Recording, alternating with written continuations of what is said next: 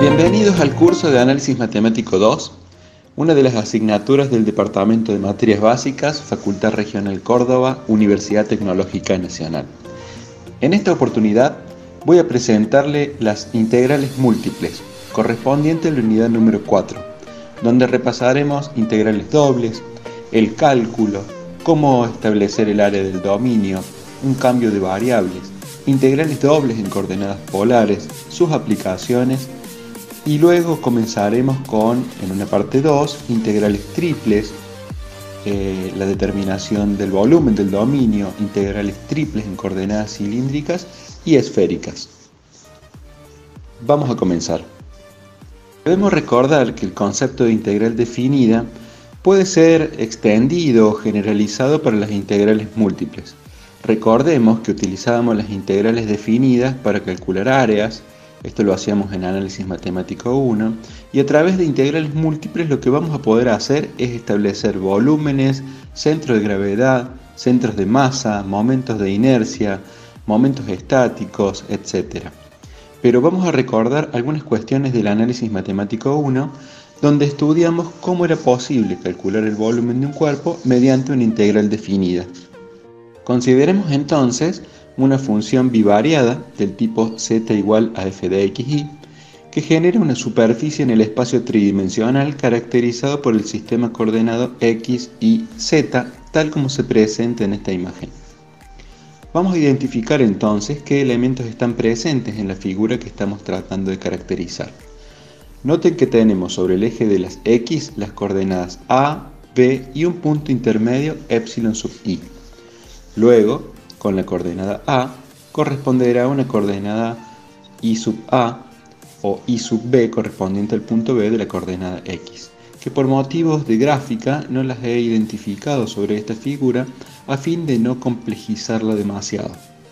Esta superficie, z igual a f de xy, genera una proyección sobre el plano xy que corresponde al dominio. Noten que estamos analizando un elemento en particular y que este elemento es rectangular en su proyección sobre el plano xy.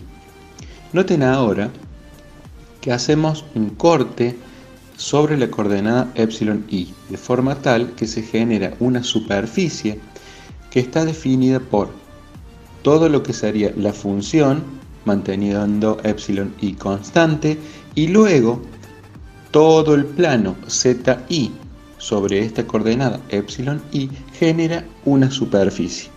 Eso se puede ver claramente con estas líneas que se encuentran marcadas como más oscuras. Ustedes pueden apreciar en esta situación que tendremos entonces una superficie para la coordenada constante epsilon i sobre el plano iz. Ahora imaginen lo siguiente: si pudiéramos subdividir este espacio entre el segmento AB entre infinitas valores, entonces sumando cada una de las superficies lo que estaríamos obteniendo sería el volumen. Analicemos la gráfica que se encuentra en la parte inferior de la pantalla. Vean ustedes que aquí tenemos representado los ejes coordenados x e y, es decir, que estamos en este plano, en la base de lo que sería nuestro sistema en 3 dimensiones, y el rectángulo que está allí recuadrado corresponde al dominio. Entonces lo que estamos proponiendo para calcular el volumen es separarlo en múltiples fajas. Para esto, veamos ahora la primera de las ecuaciones. Lo que vamos a hacer es tomar un incremento de x y lo vamos a denominar a través de un contador, que va a ser el coeficiente y. Entonces, vean ustedes, delta x sub 1 va a ser igual a x sub 1 menos x sub 1 menos 1, es decir, x sub 0. Esto nos va a quedar delta x sub 1 igual a x sub 1 menos x sub 0. Veamos qué ocurre con el segundo elemento. Delta x sub 2 va a ser igual a x2 menos x1. Delta x sub 3 va a ser igual a x3 menos x2, y así podemos continuar tanto como ustedes quieran. Si ahora decimos que el área que hemos marcado correspondiente a la coordenada epsilon i, el área marcada que está allí en negro, corresponde a un área f epsilon i, entonces la sumatoria de los productos entre epsilon i con su correspondiente delta x sub i nos va a permitir obtener el volumen b sub i. ¿Siguen? Esta sería la segunda ecuación. Ahora bien, cuando realizamos esta sumatoria lo vamos a hacer entre i igual a 1 hasta n. Por lo tanto, cuando haremos esto, lo que estamos haciendo es obtener un volumen aproximado, puesto que delta x puede ser o pequeño o no tan pequeño. Ven ustedes que en la ecuación 3 se presenta la ecuación en donde tratamos que n tiende a infinito. Si n tiende a infinito, es decir, la separación que tenemos tiende a infinito, delta x va a ser cada vez más pequeño y por lo tanto delta x tiende a 0. Vamos a escribir entonces que el límite para delta x que tiende a 0 de la sumatoria entre i igual a 1 hasta n de la función de esta sección de la que estábamos hablando, que correspondía al área, multiplicado por los delta x sub i, va a corresponder al volumen. Y por lo tanto, para compactar esta forma de escritura, lo vamos a escribir como integral definida entre a y b del área caracterizada por f de x multiplicada por el diferencial de x. De este modo hemos obtenido que el volumen puede calcularse como la integral definida entre los extremos del intervalo analizado sobre el eje de las x, es decir, a y b, de la función f de x, siendo f de x el área de una de las secciones por el diferencial de x. De este modo se ha presentado cómo es posible calcular el volumen bajo una superficie a través de una integral de una sola variable independiente. Analicemos ahora la misma función z igual a f de xy, pero ahora vamos a cambiar un poquito la orientación del estudio. Imaginemos entonces que tenemos esta misma función, z igual a f de xy, bivariada, continua, todo lo que ya sabemos sobre esta función que la vamos a ir analizando. Identificamos entonces el sistema de coordenadas de 3 dimensiones x, y z. Z corresponde al eje vertical. Observen ustedes la figura que ven ahora en la pantalla. Tenemos entonces el dominio rectangular que va a estar definido por las letras a y b sobre el eje de las x y que definen el primero de los intervalos de análisis. El segundo de los intervalos de análisis va a estar sobre el eje de las y, es decir, entre c y d. De esta manera podemos discretizar el dominio en tantos elementos como nosotros consideremos necesario. Imaginemos que hacemos esta discretización y por lo tanto el dominio rectangular grande, R, lo vamos a poder subdividir. Y vamos a considerar una de estas subdivisiones que corresponde al rectángulo, al R y J, es decir, el contador I corresponde a las X, el contador J corresponde a las Y, al eje de las Y. Este elemento entonces va a corresponder a la proyección de un segmento sobre la función, que ustedes pueden verlo aquí, y que está posicionado a una determinada altura. Bien, esta sería la imagen con la que ustedes deben quedarse. Estamos haciendo proyecciones sobre el plano XY de elementos de esta función z igual a f de xy. Cada uno de estos elementitos posee una proyección sobre el plano XY caracterizados por R sub IJ. La altura de la cual hemos estado hablando corresponde a la evaluación de la función de la coordenada x sub ij y la coordenada y sub ij.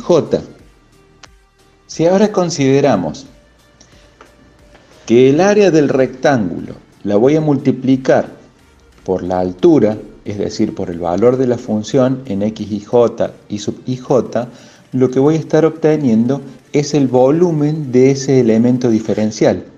Y por lo tanto, cuando logremos realizar la sumatoria en todos los elementos del dominio, voy a estar obteniendo el volumen de todo lo que está por debajo de la función hasta el plano XY. Noten entonces cómo vamos a hacer esto. Dijimos que n tiende a infinito y que m tiende a infinito. N va a estar asociado al contador correspondiente a las y, es decir, a las que están sobre el eje de las x. M va a estar asociado a un contador j. Este contador j está ubicado sobre el eje de las y, sobre el eje de las y. De esta manera vamos a tener una doble sumatoria, porque primero necesitamos movernos sobre las x y luego necesitamos movernos sobre el eje de las y. De esta manera vamos a escribir la doble sumatoria de j igual a 1 hasta m, la otra sumatoria va a ser desde i igual a 1 hasta n, y ahora el producto del cual estábamos hablando para poder obtener el volumen, ¿cierto? Este producto va a ser la función valorada en x y j, i sub ij, por el elemento de área correspondiente a la coordenada i y j. Entonces veamos, supongamos que j sea igual a 2 e i sea igual a 2. Es decir, en esta especie de matriz que hemos discretizado sobre el dominio será el elemento 2, 2. Tendremos la función en x sub 2, 2, i sub 2, 2, delta a subíndice 2, 2. De esta manera, con este producto habremos obtenido el volumen correspondiente a la posición 2 sobre el eje de las x, 2 sobre el eje de las y. Espero que esto se comprenda bien. Veamos entonces cómo avanzamos con esta doble sumatoria. Si decimos que n y m tienden a infinito, entonces podremos tomar el límite de la doble sumatoria para cuando el área tiende a 0.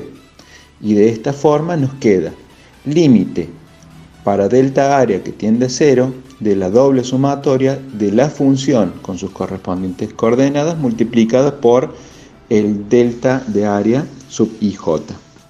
Esto, en su forma compacta de ser escrito, puede ser que cada una de las sumatorias corresponde a una integral. Entonces tendremos la integral doble en el dominio R de la función f de xy por el diferencial de área. De esta manera habremos obtenido que la integral doble en el dominio R de la función por el diferencial de área también la podemos tratar como una integral doble en el dominio de la función en donde el área corresponde a un diferencial de y y a un diferencial de x.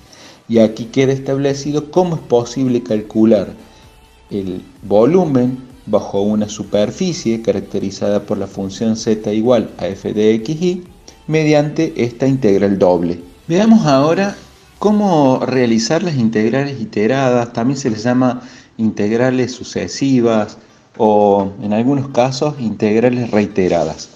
Aquí vamos a considerar un dominio rectangular que posee sobre el eje de las x las coordenadas AB en los límites del intervalo o entorno de análisis y sobre el eje de las y el CD. Por lo tanto, este entorno nos va a permitir a nosotros calcular integrales de forma diferenciada. Por un lado, vamos a calcular la integral de la función entre C y D, con lo cual vamos a estar obteniendo, fíjense ustedes, el área que está marcada con un color más resaltado, con este color negro bien resaltado. Cuando nosotros hacemos esta primera integral, obtendríamos esta primera superficie. Cuando luego realizamos la integral entre A y B, lo que estaríamos haciendo es estas superficies las vamos trasladando a lo largo de todo el eje de las X. Veamos entonces, el rectángulo que tenemos sobre el plano XY posee dos lados. Uno de ellos es el lado AB, que es ese segmento, y luego el otro lado que corresponde a BC. Entonces, cuando nosotros escribimos que el rectángulo, que la superficie del rectángulo se obtiene como el producto entre A y B por CD, lo que estamos planteando allí son los límites de integración y por eso es útil escribirlo.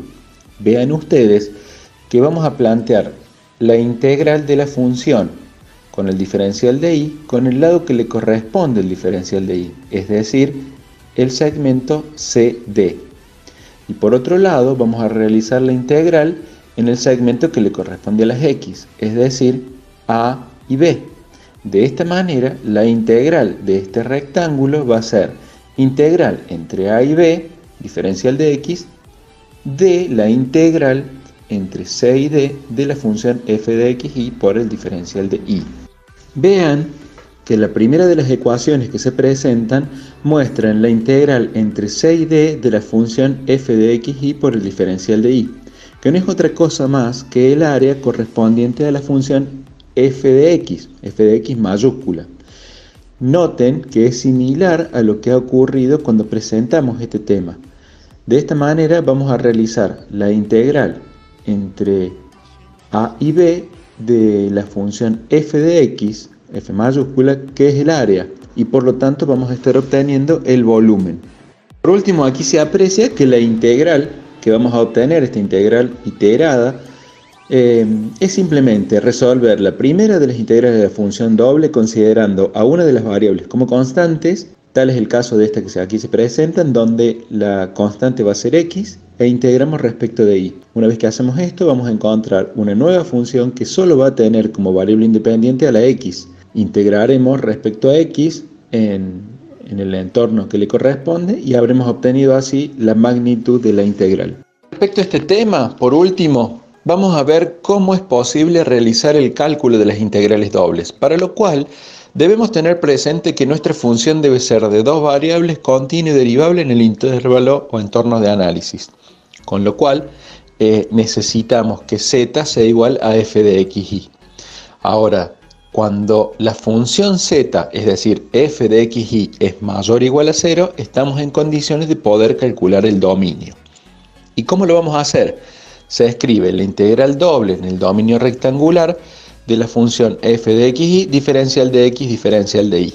En una primera propuesta, que corresponde a la ecuación 1, vamos a realizar la integral entre el extremo c y d de la función f de xy, diferencial de y. Vean que en este caso estamos considerando que x permanece constante. Por otro lado, una vez que hemos resuelto esta parte, lo que vamos a hacer es integrar la función que nos ha quedado, que va a depender solamente de x, y la integramos entre a y b respecto de x. Una alternativa a esto es la que se presenta como la ecuación 2. Vean que en este caso primero vamos a resolver respecto a x, con lo cual los límites de integración van a ser entre a y b, y la función que vamos a obtener corresponderá a una función de y. Luego integraremos respecto a y entre los límites de c y d y habremos obtenido cuál es el valor del volumen. Las ecuaciones 1 y 2 deben darnos exactamente lo mismo. Y con esto entonces estamos en condiciones de poder calcular las integrales dobles.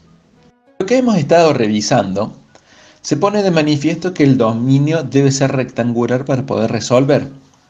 De este modo surge la pregunta: ¿y qué hacemos si el dominio no es rectangular, sino que es regular, pero no como un rectángulo, sino que tiene cualquier otro tipo de forma? Bueno, es aquí entonces donde planteamos una condición y vamos a tratar de lidiar con este problema. Vean entonces que la primera ecuación que vamos a presentar es que emplearemos una función auxiliar que vamos a llamar g de xy, que va a ser igual a la función f de xy dentro del dominio D. Pero cuando estemos fuera de este dominio D y estemos en el área del rectángulo, entonces ahora nuestra función g va a ser igual a 0. Y por lo tanto, podemos decir que la integral doble en el dominio D de la función f de xy, diferencial de x, diferencial de y, va a ser igual a la integral doble en el dominio rectangular de la función g de xy, diferencial de x, diferencial de y. De esta manera, vean ustedes que estamos realizando un artificio matemático en donde tomamos una nueva función g que cumple las condiciones de la función f dentro del dominio con una forma preestablecida pero no rectangular. Y cuando esta función g está fuera del dominio D, se hace igual a 0. Y de esta manera vamos a poder resolver esta integral doble en un dominio rectangular. Cuando la integral doble se aplica sobre una función del tipo f de xy mayor o igual a 0, entonces estamos encontrando el volumen que se desarrolla entre la función y el dominio D. De esta forma vamos a ver cómo necesitamos establecer los límites de integración para poder realizar esta operación. Vamos a analizar qué ocurre en el plano xy cuando tenemos un dominio que no es rectangular. Vean esta imagen en donde sobre el eje de las x se ha identificado x1 y x2 como los límites de integración del dominio rectangular. Luego tenemos y1 e y2 con idénticas características pero sobre el eje de las y. Ahora lo que está marcado en este espacio es el dominio rectangular y el dominio que no es rectangular. Y estamos analizando la situación en donde en el margen inferior el dominio D posee una frontera igual a la función φ1 de x. En el margen superior de este dominio tendremos una función igual a φ2 de x. Noten entonces que sobre la línea de x1, es decir, la línea paralela al eje y que pasa por la coordenada de x1, el dominio es recto. El dominio D es recto. Mientras que en x2 el dominio D finaliza en una punta, en la unión entre las dos funciones φ1 y φ2. En este caso vamos a plantear la integral de la siguiente manera. Vamos a identificar en esta ecuación 2 que la función y1 corresponde con φ1 de x. La función y2 corresponde con φ2 de x. De este modo, estamos reescribiendo la integral como integral doble en el dominio rectangular de la función g de xy, diferencial de x, diferencial de y, igual. Y ahora vamos a colocar los límites de integración. Y voy a leer desde dentro hacia afuera. Integral entre φ1 de x y φ2 de x, que son las funciones extremas inferior y superior, de g de xy, diferencial de y. A esto lo vamos Una vez resuelto, lo vamos a volver a integrar respecto a los límites de integración de x, es decir, x1 y x2. Esta ecuación 2, entonces, nos da pie a interpretar lo siguiente. Por lo que hemos planteado en el principio, sabemos que en el dominio D, las funciones g de xy y f de xy son iguales. Por lo tanto, esta ecuación 3 vean ustedes que se ha reemplazado la función g de x por la función f de xy, donde los límites de integración corresponden a φ1 de x y φ2 de x. Noten que aquí les he cambiado un poquito la notación. Esta es otra forma de escribir una integral doble, en donde vamos a comprender que primero resolvemos la integral respecto de y, y la función que nos queda la vamos a integrar respecto a x. Esto entonces nos ha llevado de nuestra función g a la función f, integrada donde le corresponde, es decir, entre estos límites que hemos denominado φ1 y φ2. Veamos ahora cómo proseguimos. Podemos apreciar en la ecuación 4 que cuando realizamos la integral entre φ1 y φ2 de la función f de xy, y luego la integramos respecto a x1 y x2, no es otra cosa más que la integral doble en el dominio D de la función f de xy. En definitiva, la utilización de esta función auxiliar g de xy nos permite establecer la integral doble en el dominio D de la función f de xy. En esta imagen se presenta qué ocurre cuando la variación se está produciendo en el eje vertical, es decir, que podemos escribir a la variable x como una función de y. Tendremos entonces dos límites de integración. El inferior será psi1 de y y el superior psi2 de y. De este modo vamos a poder encontrar la integral doble en el dominio, tal cual se muestra en esta ecuación, integral doble en el dominio de f de xy, diferencial de x, diferencial de y, escrito como, y voy a leer desde adentro hacia afuera, la integral de psi1, psi2, esos serían los límites de f de xy por diferencial de x, y todo ese resultado integrado respecto a i1 y a i2 diferencial de y. De este modo podemos analizar este otro tipo de situaciones donde en el dominio tenemos estos extremos, estos límites de integración representados mediante una función. Les voy a presentar en esta imagen las propiedades de las integrales dobles. Van a ver ustedes que son similares a las que hemos estudiado para las integrales simples. De esta manera, la primera de ellas dice: la integral doble de la suma de dos funciones en el dominio D es igual a la suma de las integrales dobles extendidas en dicho dominio de cada una de las funciones. Y esto es muy similar, les diría idéntico, a lo que utilizábamos para las integrales simples, y a ustedes no les va a traer ningún inconveniente. Repasemos la función que está escrita. Integral doble de la suma de dos funciones, diferencial de x, diferencial de y, va a ser igual a la integral doble de la primera función más la integral doble en el mismo dominio de la segunda función. Veamos la segunda de estas propiedades. El factor constante se puede extraer fuera del signo de integral doble. Ven, aquí tenemos una integral doble en el dominio, una constante c multiplicando a la función f de xy, diferencial de x, diferencial de y, lo cual es igual a extraer la constante del signo de integral y directamente realizar la integral doble en el dominio de la función f de xy, diferencial de x, diferencial de y. La tercera propiedad nos indica que un dominio puede subdividirse en subdominios, y si sumamos los resultados que obtenemos de las funciones integradas para cada uno de los dominios, es igual a que hayamos hecho la integral de toda la función. Entonces esto se presenta como: si el dominio D está dividido en dos dominios parciales, D1 y D2, sin poseer puntos interiores comunes, y f de x es continuo en todos los puntos del dominio, entonces el dominio, la función integrada en todo el dominio respecto a x, respecto a y, es igual a la función integrada en cada uno de estos dominios parciales. Es bastante simple de comprender cuando vemos la imagen. Entonces, integrar la función a lo largo de todo el dominio es igual a integrarla en subdominios y luego sumarlas. La propiedad 4 también es bastante intuitiva y se entiende rápidamente si consideramos dos funciones, en donde la primera, f1 de xy, es mayor o igual a f2 de xy, en todos los puntos del dominio que estemos analizando. Entonces, si la función f1 es mayor que la 2, tenemos una superficie que está más alta que la otra.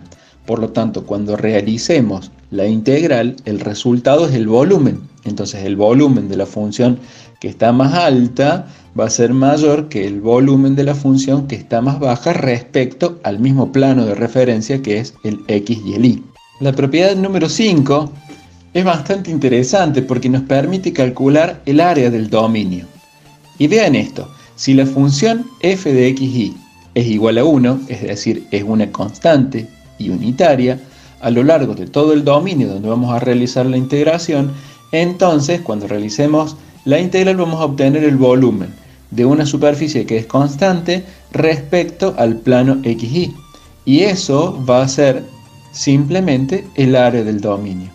Escrito como ecuaciones va a decir: el área del dominio es igual a la integral doble en el dominio de 1 por diferencial de x, diferencial de y.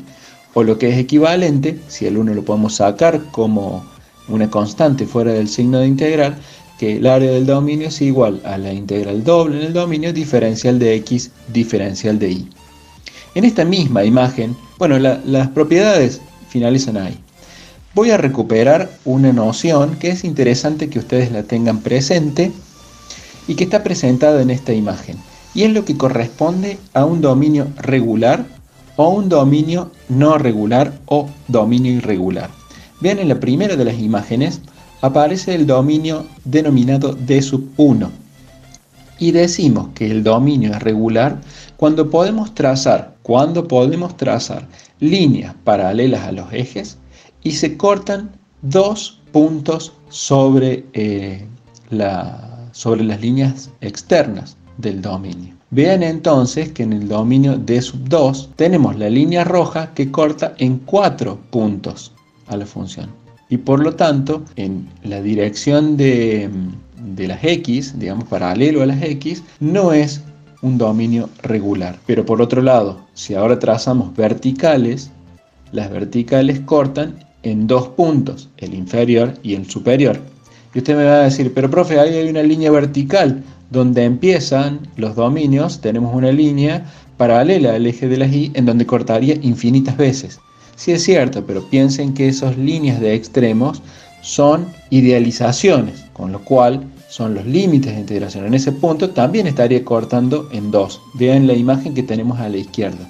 Si paramos justo donde comienza el dominio, tenemos infinitos puntos. Pero esa es una idealización, en realidad estamos cortando abajo y arriba. Luego, una cosa similar ocurre cuando vamos a la figura de la derecha. La línea roja, si nosotros la ponemos en el borde inferior, también estaría cortando en infinitos puntos. Pero no, aquí tenemos dos.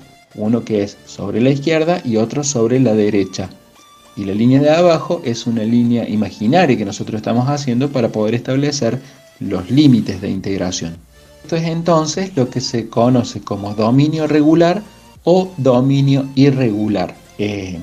Cuando nosotros comencemos a trabajar de manera sostenida en aspectos prácticos y en aspectos teóricos, vamos a asumir que los dominios siempre son regulares. Y si no lo son, podemos subdividirlos de forma tal de transformarlos en dominios regulares.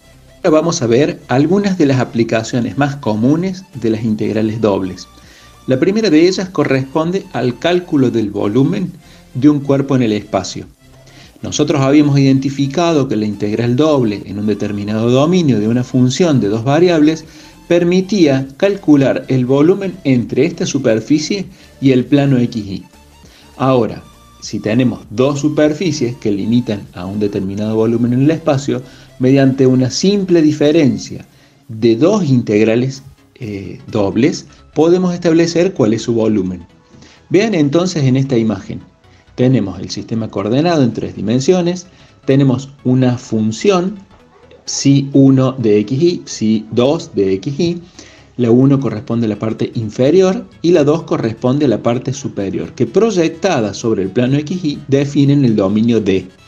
Por lo tanto, si nosotros calculamos el volumen de la superficie superior, encerrada entre la superficie superior y el plano XY, y le restamos el volumen calculado entre la función inferior y el plano XY, habremos obtenido el volumen B. Esta es la ecuación 1. Vean que aquí se plantea la diferencia entre la integral doble de phi2 de xy, diferencial de x, diferencial de y, menos la integral doble en el dominio de phi1 de xy por diferencial de x, diferencial de y.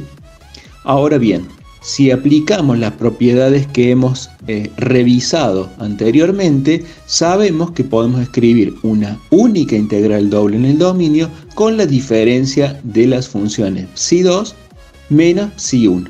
Y de esta manera hallar el volumen correspondiente a este cuerpo en el espacio. Otra de las aplicaciones que posee la integral doble es la que nos permite establecer la masa de una lámina. Sabemos que si nosotros realizamos la integral doble en el dominio donde la función es unitaria, entonces habremos obtenido la superficie. Bueno, vean, si ahora a esta superficie nosotros consideramos que la función corresponde a la densidad, es decir, ρ de xy, entonces la integral doble de la densidad multiplicada por el área nos va a estar dando la masa de la lámina. Noten que la función ρ de xy puede adoptar diferentes valores en este dominio, y eso puede ser porque podría ser un cuerpo que tiene diferentes densidades, puede ser una lámina que tiene diferentes densidades sobre toda su superficie.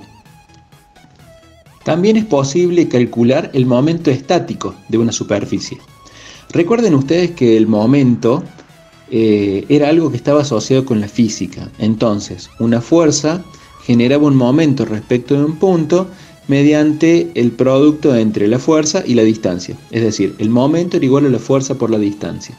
Bueno, ahora este momento corresponde al de una superficie. Por lo tanto, va a ser el área de la superficie multiplicada por la distancia. Hagan de cuenta que el área es equivalente a la fuerza que les estaba comentando recién. Entonces, el momento estático se define como el producto entre el área de la superficie y la distancia al centro de gravedad medida respecto a un eje determinado. Así entonces, el momento estático de la superficie medido respecto al eje de las X es el área del dominio multiplicada por la coordenada Y sub c. ¿Ven? Tenemos el área concentrada en un punto, que es el que llamamos C, y lo vamos a tomar a este momento respecto al eje de las X. Por lo tanto, la distancia al eje X corresponde a la coordenada Y. Insisto, el momento m sub X va a ser igual al área del dominio multiplicada por I sub C. Del mismo modo, si queremos establecer el momento estático de la superficie respecto al eje Y, vamos a tener el área del dominio multiplicada por la coordenada X, es decir, la distancia X a la cual se encuentra el centro de esta superficie. Eso nos va a dar entonces el momento respecto a Y. Veamos ahora qué tiene que ver esto con las integrales. Y claro, van a decir ustedes, el área del dominio la puedo calcular a través de una integral doble. Es correcto. ¿Y qué pasa entonces si el área tiene variaciones en su densidad? Bueno, lo voy a incorporar entonces. Entonces el momento estático de la superficie es la integral doble en el dominio ρ de x e y por el diferencial de x y multiplicada por la variable y. Este va a ser el momento estático respecto a x. Luego, el momento estático respecto a y será la integral doble en el dominio de x por ρ por diferencial de x diferencial de y. Vean entonces que si asumimos que esta superficie posee las mismas propiedades sobre toda su área, ρ de x y va a ser igual a 1 y por lo tanto el momento estático respecto al eje x va a ser la integral doble en el dominio de la función y o de la coordenada y. Y el momento respecto a y va a ser la integral doble en el dominio, diferencial de x, diferencial de y, de la variable x. Otra de las aplicaciones corresponde a la determinación del centro de gravedad de una figura plana. En este caso, vean que vamos a plantearlo a partir del momento y de la masa. Entonces, aquí se asume válido el teorema de Varignon, que seguramente lo han estudiado en física. Entonces, vean ustedes, esto dice que el centro de gravedad es un punto en el cual puede asumirse concentrada toda la masa de un cuerpo, y este punto está representado en la imagen como el punto C, de coordenadas x sub c e y sub c. Vean entonces que x sub c va a ser m sub i, que es el momento estático, dividido m, que corresponde a la masa. Entonces, la masa multiplicada por x sub c, que es el punto donde puede suponerse concentrada la masa, es igual a la sumatoria de todos los momentos estáticos de lo que hayamos discretizado el área del dominio. Del mismo modo, para y sub c va a ser m sub x, es decir, el momento estático de la figura respecto al eje x, dividida la masa. A esto lo vamos a representar a través de la integral doble. Entonces, x sub c va a ser igual al cociente entre la integral doble de x por ρ de xy, diferencial de x, diferencial de y, sobre m. Y por otro lado, y sub c va a ser igual a la integral doble en el dominio de y de ρ de xy, diferencial de x, diferencial de y, sobre la masa. Esto nos permite establecer entonces el punto en el cual puede asumirse concentrada toda la masa del cuerpo, conocido como centro de gravedad. Vamos ahora a cómo podemos determinar el momento de inercia a partir de las integrales dobles. Pero ustedes van a decir, ¿qué es el momento de inercia? Bueno, es un momento de segundo orden y se denomina así porque es el momento del momento. El momento del momento estático se denomina momento de inercia. Entonces, ¿qué tenemos que hacer? al momento estático lo multiplicamos por la distancia al eje respecto al cual queremos tomar el momento de inercia y ese nos va a dar el valor que vamos a llamar I sub x o I sub i.